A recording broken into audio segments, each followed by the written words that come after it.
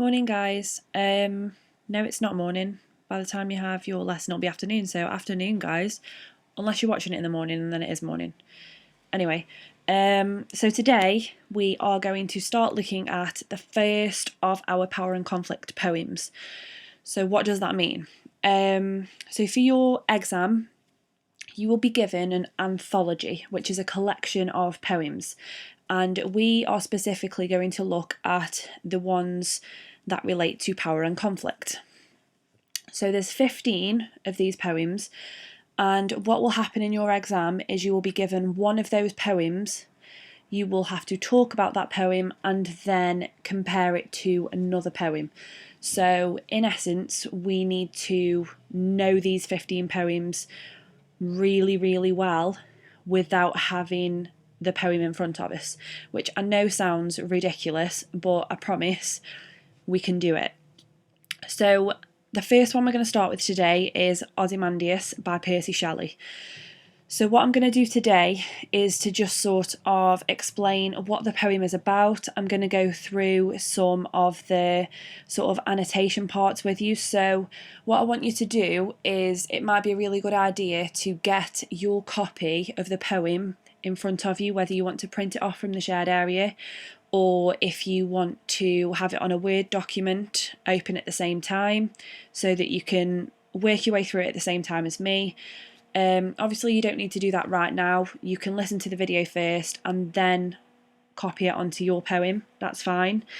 So yeah, let's crack on. So Ozymandias was a poem written by a person called Percy Shelley. So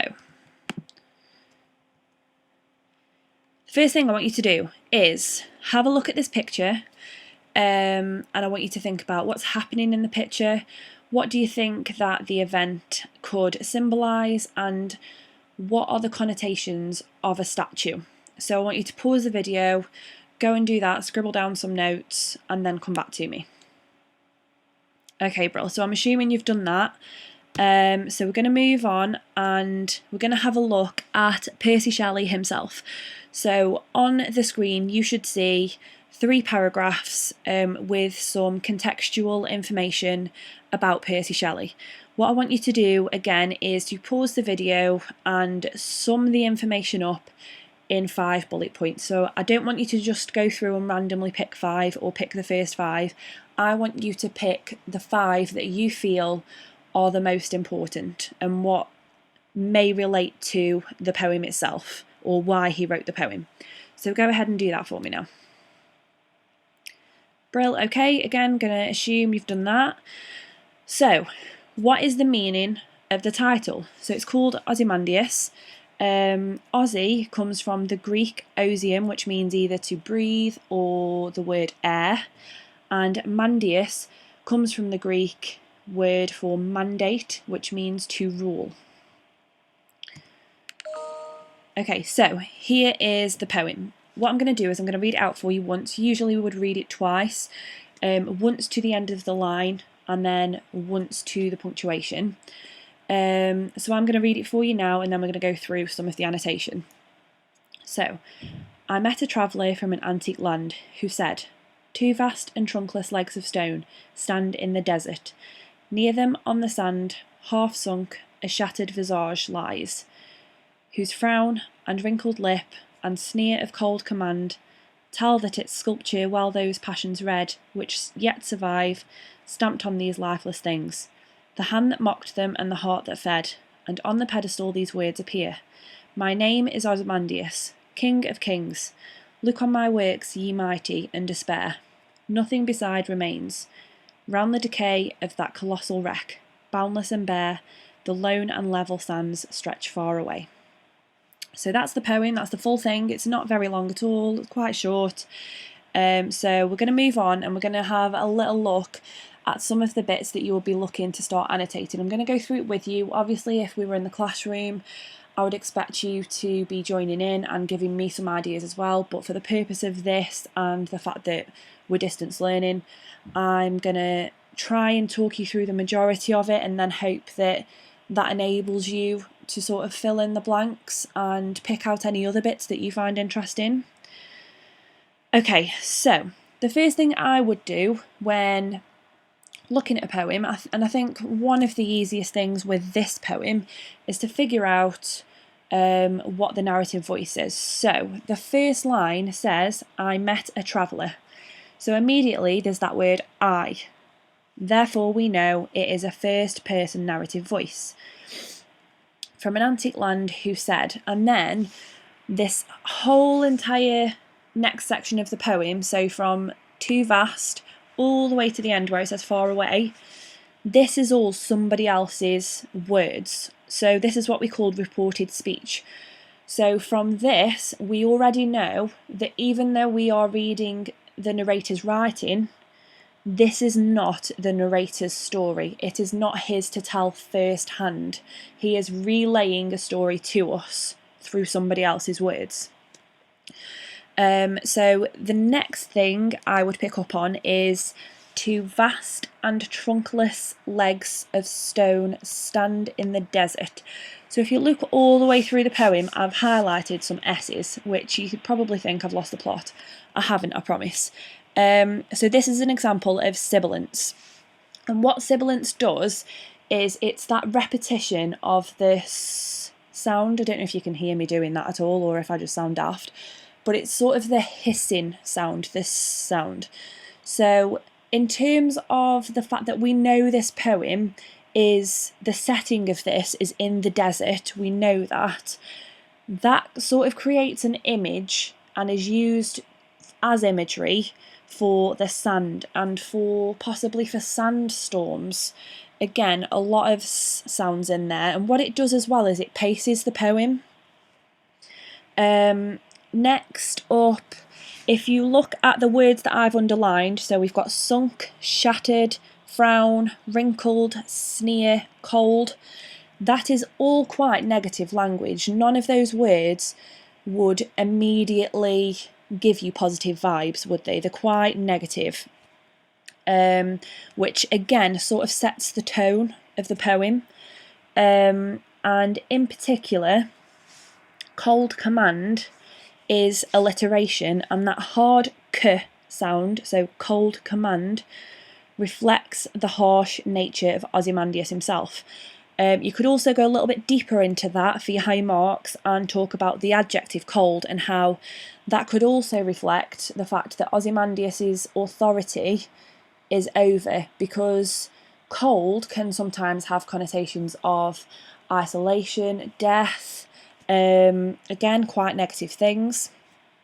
Also, if you look to the right, these highlighted in blue are words that I thought maybe some of you won't have come across before or may have a little bit of trouble understanding what they mean. So along the right hand side of the page of the screen, I have given you a really little quick definition of what those words mean. So we've got antique, which means historic, trunk is a torso, etc. And then tell that it's sculpture while those passions read. So the sculptor is the person who made the statue. While those passions read means that the person who made the statue knew the personality of the statue's influence. So he knew the person, I'm going to say he, it might not be a he, but the sculptor knew the personality of Ozymandias. And again, that links back to the way that the sculptor has made this statue look. So wrinkled lip, sneer, suggests that Ozymandias's personality was noticeably negative.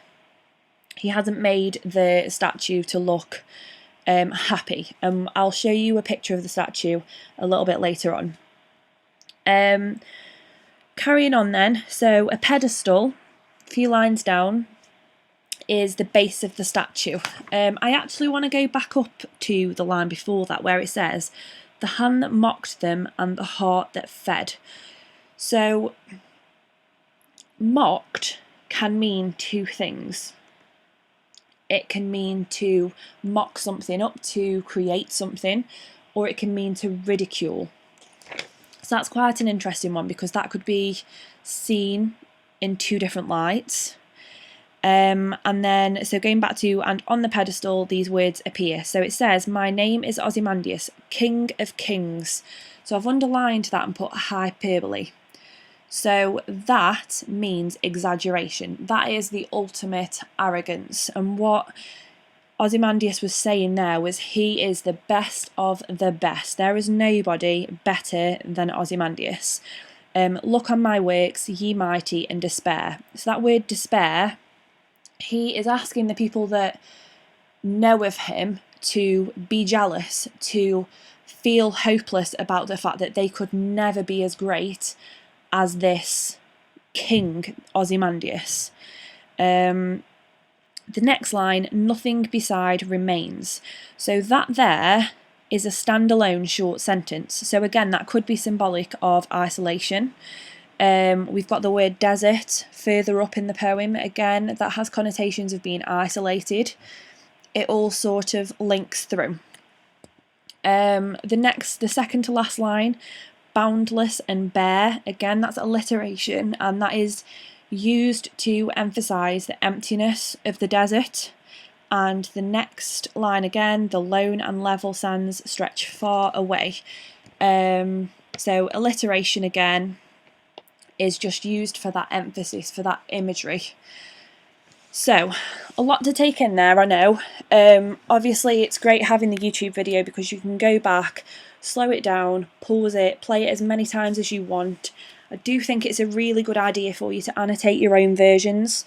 You can put things into your own words. You might find things that I haven't noticed, things that you think are interesting, that you can link stuff to. Again, so quickly, what is the poem about? So, I want you to look at the quote in more detail. My name is Ozymandias, King of Kings. Look on my works, ye mighty, and despair. So I want you to have a think about what does that say about the kind of person Ozymandias saw himself to be. So I've already touched on that a little bit in the annotation, but I want you to have a think of that yourself.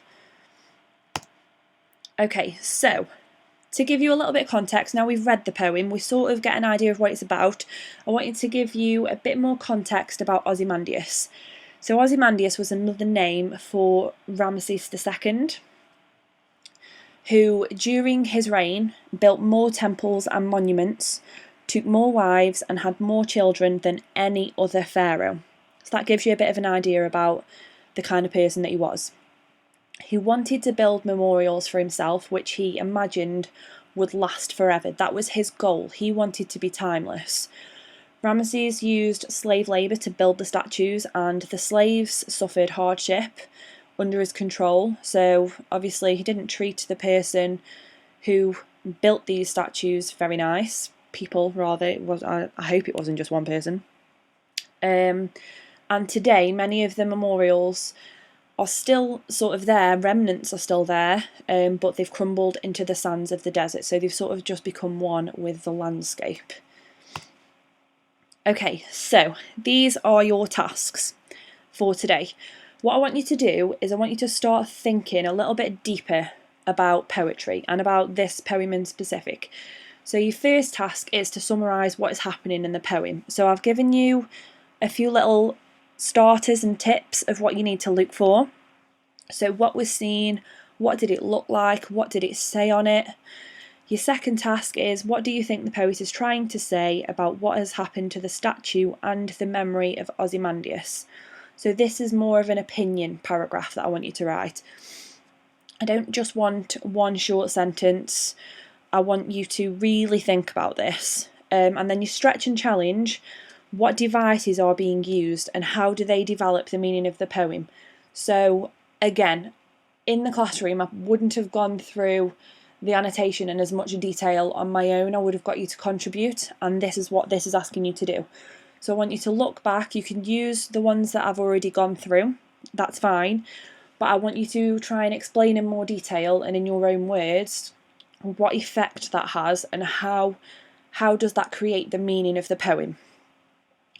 So that's today's lesson, guys. We're going to continue with the same poem next lesson. If you need anything, email me. Other than that, stay safe and